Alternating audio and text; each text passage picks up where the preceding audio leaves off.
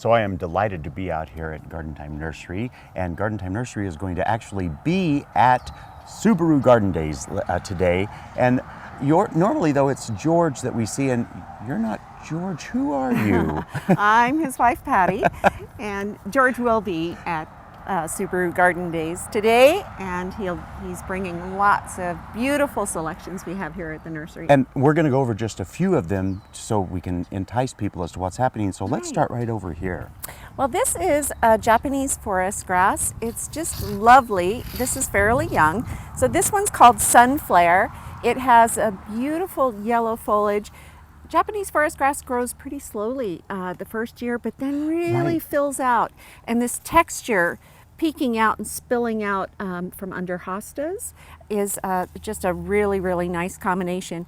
It really does enjoy morning sun, afternoon shade, or full shade, and this bright color is just nice. It pops so much even in the shade, and it is odd because we're so spoiled, I think, well, I am, about plants that I think will really tolerate shade, but this is one plant that does and gets stunning in it. It does, it does. It also looks beautiful draped over the edge of containers. Yes, yes, indeed, indeed. Right. And what is this beauty?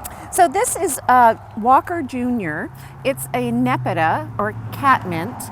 I love any of the Catmints. I do Walker's Low, all I have for 20 years, but this is a more dwarf variety. So it doesn't open up and lay down like some of the others do when we get our spring rains.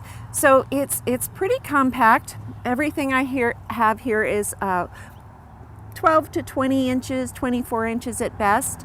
It's a great spring bloomer, blooms into summer, and then I give it a haircut, just lopper it on down about halfway through the season as the blooms start to fade, and then it's going to come right back. It'll rebound in size and then bloom again all the way until fall. And I have to say that at home when I grow this, my cat actually does like catnip. Yeah. And so the blooms just add pleasure to us. Right, right.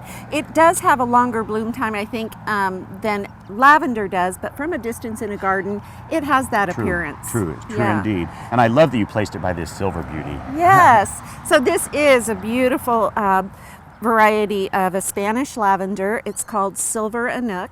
So this one will get maybe 18, 24 inches tall. It gets wider and fills out, and that's what we want it to do, so we get more of these beautiful blossoms. It has that fragrance like all the other lavenders do on the foliage as well as on the blossom.